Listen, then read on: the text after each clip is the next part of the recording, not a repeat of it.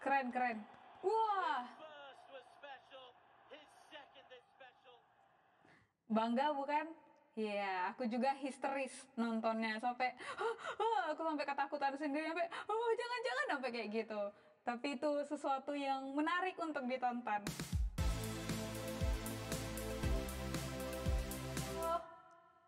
Saya Febri, ini Beri Kita 7 in 1 akan menemani kamu dengan 7 berita di minggu ini. ERT atau ART? Ini asisten rumah tangga atau apa? Katanya bermasalah saat uji coba. Mari kita lihat saat uji coba di Indonesia. Oh, ternyata ART kepanjangan dari Autonomous Rail Rapid Transit. Ya, ini dibangun oleh perusahaan asal dari China yang bernama CRCC. Dan juga CRCC adalah yang membantu Indonesia untuk membuat kereta cepat Jakarta-Bandung, yaitu WUSH. Dan kita lihat apa sih yang ada dalam pembahasan ART ini atau ERT ini. Nah, di Indonesia sendiri dikatakan bahwa ERT dikembalikan ke Indonesia karena bermasalah. ERT sendiri itu adalah antara kereta api, tram, dan juga bus. Buat yang belum tahu. Dan sistem transportasi ini digunakan sangat cerdas karena ada sensor yang dipakai, serta rodanya juga roda karet. Ya, kira-kira seperti inilah filosofinya antara kereta api, juga tram, dan juga bus. Jadi muncullah ERT. Nah, buat kalian yang belum tahu, apa sih CRRC? CRRC adalah salah satu perusahaan di China yang terbesar dan kantor pusatnya berada di Beijing. Ini adalah Corporation Limited. Ada sebanyak 46 anak perusahaan dan sekitar lebih dari 170.000 karyawannya gitu. Selain itu, karena tadi aku bilang di awal dia juga yang membuat kereta WUSH dari Jakarta ke Bandung. Nah, kita lihat bagaimana progresnya sekarang. 中国高铁海外第一单，雅万高铁载客运营。 Seperti ini 310 kecepatannya sampai membuat kita semua takjub ya. Selain itu kita bisa lihat peta atau ya dari Jakarta sampai Bandung kira-kira seperti ini ya. Terus di sini ada video tentang ERT sendiri. Penjelasannya akan bahas di video ini. Nah, dia juga ada chargernya gitu, bisa di-charger dengan aman. Nah, dari bentukannya sendiri juga unik ya, seperti bus di jalanan gitu. Dan dia ada kayak di jalan bisa dipakai gitu, tidak harus ada relnya sendiri. Seperti ada kayak virtual railnya gitu buat teman-teman tahu informasi. Ya, kira-kira begitulah bentuk dan fungsinya buat ERT. Ini informasi dari Wikipedia yang kita dapatkan bahwa ini adalah angkutan untuk digunakan di perkotaan dan rencananya itu dan udah uji coba di Nusantara, di ibu kota yang baru di IKN gitu. Tapi karena ada kendala saat uji coba yang mengharuskan ini dikembalikan ke China karena masih perlu orang untuk memberhentikan atau menstop ERT ini di jalanan gitu. Jadi agak sedikit bahaya dan resiko. Dan apa kata Presiden Jokowi soal ini? Ya, seperti teman-teman lihat ya, maksudnya Presiden Jokowi udah menumpang, udah naikin ERT sendiri, udah uji coba gitu. Cuman kita masih perlu research lagi dan menunggu sampai kapan ERT bisa dipakai di Indonesia. Selain itu, bukan hanya di Indonesia aja, ternyata juga ada di Malaysia. Udah ada dibuat di Malaysia. I would say for the ART, because we from Sarawak, Malaysia, we already procure 38 numbers of ART from CRRC Juzhou. Mereka juga sama menggunakan ART dari CRRC, dan 6 bulan yang lalu juga Malaysia sebenarnya ada membuat ART-nya sendiri lewat dari engineering mereka gitu. Coba kita lihat. Saya datang nak tengok ART. Ya, nak tengok sistem dia macam mana dia running kan.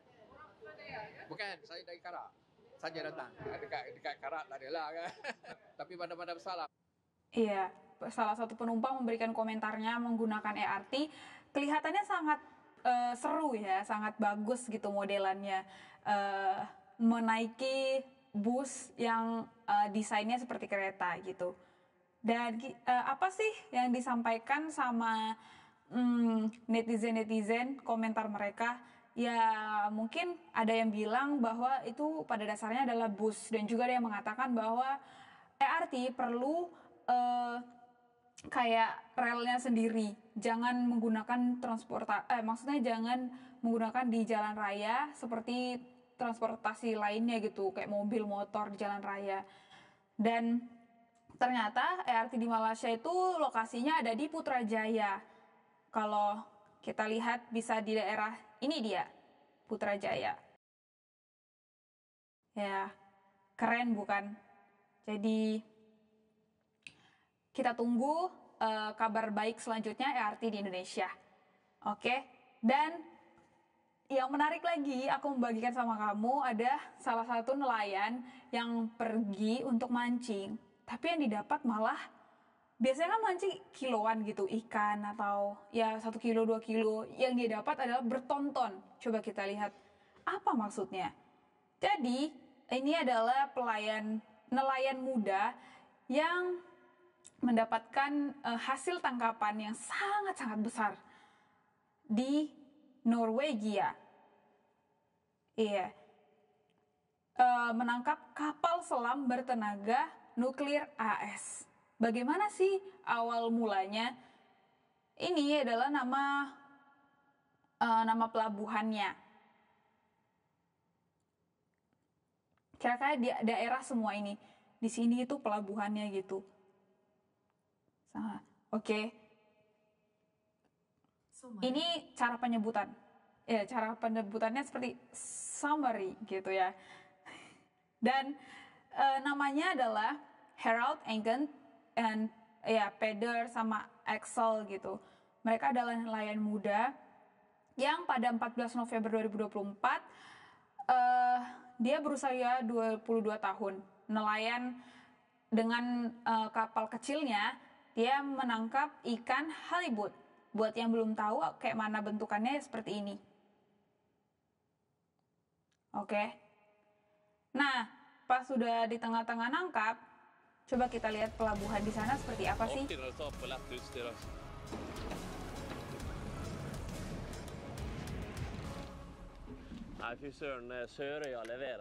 Iya, seperti itulah bentukan ikannya, gede bukan? Dan aku juga bingung mana matanya, mana mulutnya gitu.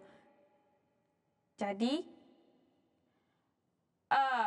dari radionya VHF namanya. Katanya mereka baru saja mengosongkan jaring dan memasangnya kembali, dan kemudian mereka dipanggil oleh saluran 16 di radio VHF. Biasanya 155 itu adalah ya kapal dengan kapak. Namun kali ini tidak biasa karena channel 16 memanggil mereka itu artinya ada kayak mara bahaya gitu, kayak mesti ada yang diselamatkan gitu. Jadi semua kapal yang dilengkapi dengan VHF ini juga harus berjaga-jaga. Dan ternyata dari saluran itu dikabarkan bahwa sebuah kapal selam berlayar menuju jaring dan menyeretnya 2 mil laut ke utara dan jika jaring itu terputus, kalian lihat sekecil apa ini kapalnya, hanya 10 meter menangkap sebesar ini, 114,8 meter kapal selam. Bayangkan gimana coba, yang tadinya mikir ini ikan halibut yang panjang, taunya ini kapal selam ya guys. Jadi kapal selam ini namanya USS Virginia. Dan apa itu USS Virginia? Merupakan kapal selam terbaru dan dengan serangan cepat bertenaga nuklir yang dilengkapi dengan rudal yang digunakan Angkatan Laut Amerika Serikat gitu. Nah, buat lihat lagi mungkin ya kenapa ada di sana gitu loh kapal selamnya, kenapa ada di Norwegia kayak kan. Dari sini terus ke sini sampai di Norwegia. Kira-kira apa sih? Ternyata itu untuk kapal selam itu sedang ada di tengah ketegangan dengan Rusia gitu, untuk melacak kapal selam armada utara Rusia yang berlayar dari semenanjung Kola ke Atlantik Utara gitu. Dan inilah Virginia class. The main task of the Virginia boats is to hunt ships and submarines. They are the so-called hunter-killers, as well as delivering high-precision strikes against ground targets. To solve these tasks, the boats... Ya, kira-kira seperti itu besarnya. Dan juga kita lihat lagi. Ohio boats, in order to place Tomahawk missiles and cells, originally... Ya, kalian lihat kan panjangnya sebesar apa? Ya, itulah bentuk asli dari kapal Virginia. Missiles were replaced by cruise missiles in Ohio. Ya, oke. Ternyata menurutku ini suatu experience yang bagus buat nelayannya. Selain untuk mendapatkan ikan, mereka juga dapat kapal selam. Nah, kira-kira ini apa sih? Kalian tahu ini apa? Pasti ya dari kelihatannya udah tahu ya, dengan bumbu kacang dan sayur itu adalah mungkin gado-gado. Nah, yang mau kita bahas adalah apakah kalian bisa makan tanpa kerupuk? Kalau aku sih enggak ya, karena aku suka dengan kenikmatannya, dengan rasanya juga. Dari rasanya yang kriuk-kriuk ketika digigit, dan juga kita akan bahas tentang rijstafel. Apa itu rijstafel? Nah, banyak sekali jenis kerupuk yang kita tahu. Ada kerupuk bawang, kerupuk udang, kerupuk seblak, dan lain sebagainya. Jadi, menurut dari sumber CNN, ternyata makan dengan kerupuk itu bisa meningkatkan kepuasan, atau ada kepuasan sensorik tersendiri buat masyarakat Indonesia terkhususnya, karena budaya kita adalah makan dengan kerupuk dan juga sambal. Coba kita lihat beberapa video lucu ini.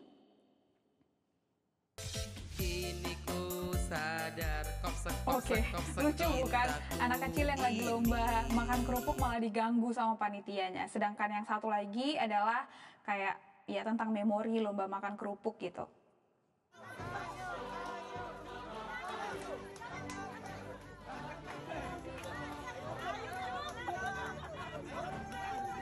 Siapa sih yang nggak pernah ikut lomba makan kerupuk? Aku juga pernah kok. Jadi, seperti yang aku bilang tadi, makan kerupuk itu bisa menjadi kepuasan sensorik dan disebut dengan hedonic eating gitu. Menurut para ahli yang udah melakukan research, mereka bilang ini hedonic eating. Hedonic eating sendiri itu merupakan kita bisa dalam kondisi yang seseorang hanya makan untuk memenuhi kebutuhan, tetapi juga mendapatkan kepuasan sendiri. Misalnya nih, kerupuk bisa dijadikan makanan pendamping dengan nasi goreng, dengan bakso, dengan ayam goreng, pecel ayam gitu. Ataupun dengan kerupuk sebagai cemilan. Lagi nonton TV, nonton bola, sambil nyemil kerupuk gitu.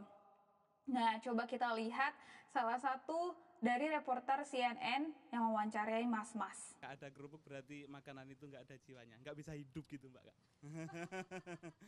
Masnya bilang kalau makan tanpa kerupuk itu nggak ada rasanya gitu. Tapi menurutku karena kerupuk itu mengandung garam yang tinggi, jadi diusahakan buat kita semua harus mengurangi atau jangan banyak-banyak makan kerupuk gitu. Secukupnya aja dikonsumsi.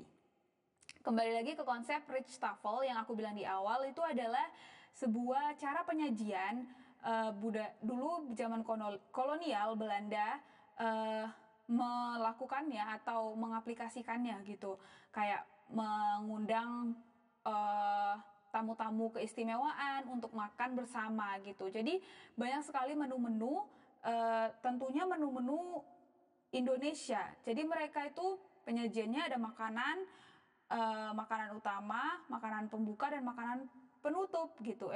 Terbalik ya, pembuka, utama, dan penutup gitu.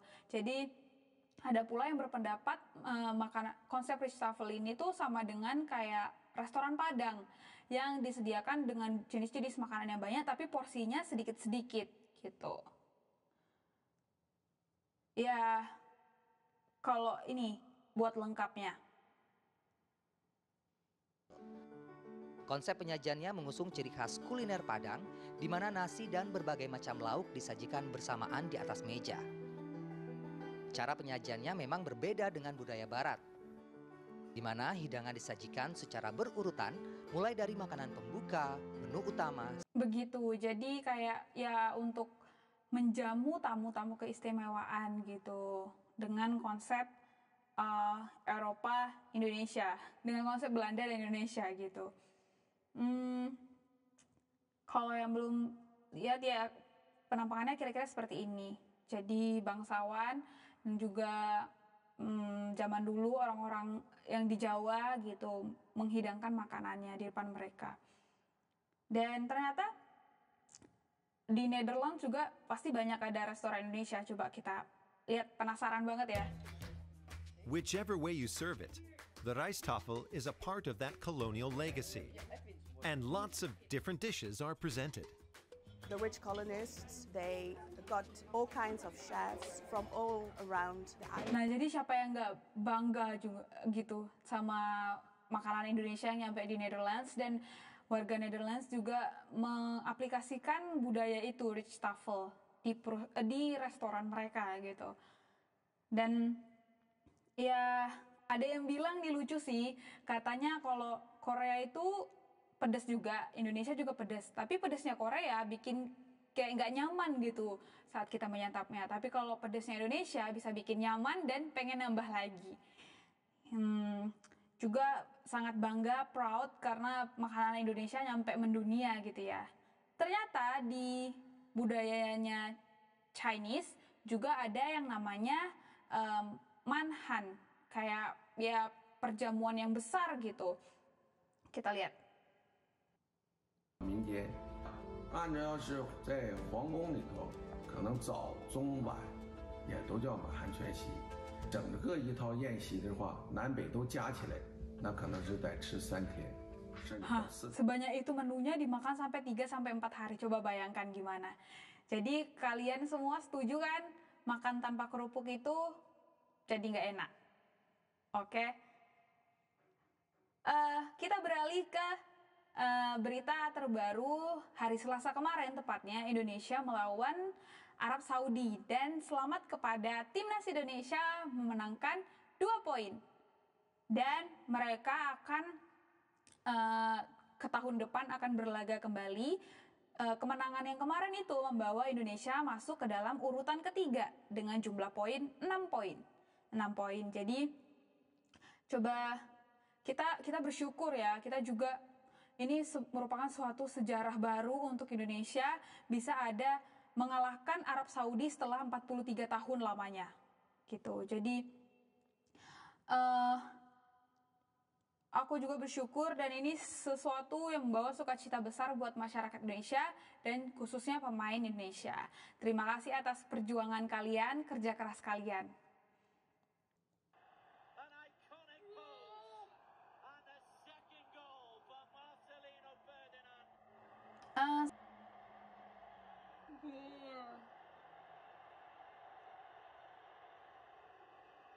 Verdonk does wonderfully.